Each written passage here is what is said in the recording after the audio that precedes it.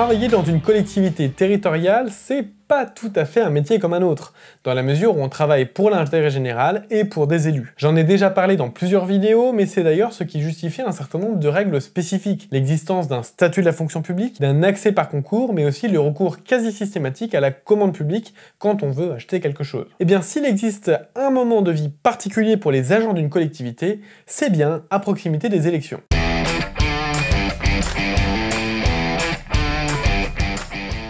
Le principe de la réserve préélectorale s'énonce de la manière suivante. À compter du premier jour du 6e mois précédant le mois au cours duquel doit être précédé à des élections générales, aucune campagne de promotion publicitaire des réalisations ou de la gestion d'une collectivité ne peut être organisée sur le territoire des collectivités intéressées par le scrutin. Concrètement, l'objectif est d'éviter que les élus sortants utilisent les moyens de la collectivité pour sa propre campagne électorale.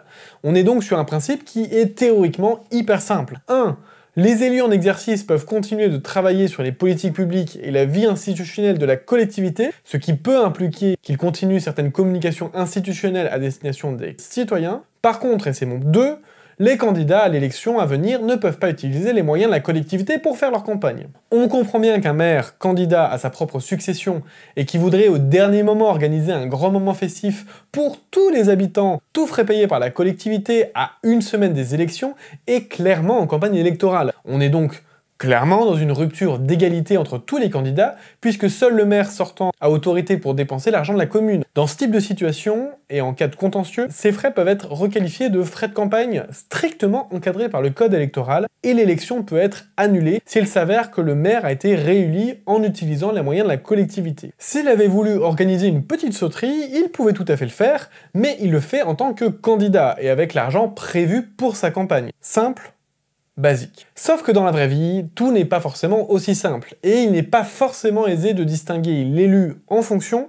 du candidat. Par exemple, si le maire communique sur les dernières nouveautés de la commune à 4 mois des élections, est-ce que c'est une information normale et essentielle des citoyens, ou déjà une campagne de communication au vu des élections à venir? Haha, pas si simple. Eh bien, je vous propose de rentrer quelques minutes dans la vie d'un agent public pour un peu plus vous expliquer les conséquences concrètes de la réserve préélectorale.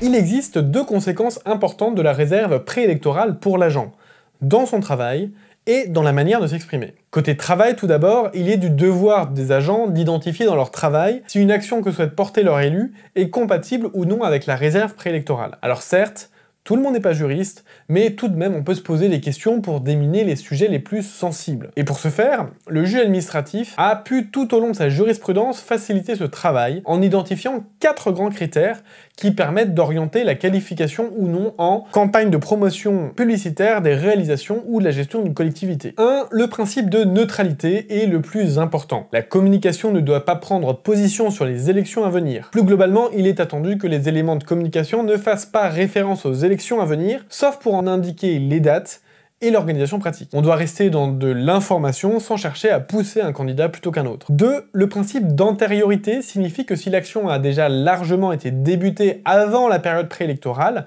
voire si c'est une action traditionnellement portée par la collectivité, on peut estimer que c'est une action normale de la collectivité, que ce n'est pas une volonté de faire campagne avant les élections. Ça serait le cas d'un carnaval qui se tiendrait tous les ans, d'un bal des seniors, ou de l'aboutissement d'un projet d'aménagement commencé plusieurs années auparavant. Globalement, en période préélectorale, on ne cherche pas à créer du nouveau pour faire campagne, on continue simplement le cours normal de la vie en collectivité. 3. Le principe de régularité analyse la périodicité d'une action de communication. Si la régularité change, par exemple si la revue du département passe d'une publication trimestrielle à une publication mensuelle à l'approche des élections, le doute est permis de savoir si ce n'est pas une manière d'intensifier une communication à l'approche des élections départementales. De même, il est toujours possible de mener des inaugurations à l'approche des élections, mais en cas de contentieux, le juge se demandera si ce nombre n'a pas été augmenté pile à ce moment-là. 4. Le principe d'identité, enfin, cherche à vérifier que la forme de la communication n'a pas évolué. En particulier, on regardera si les moyens alloués n'ont pas considérablement augmenté.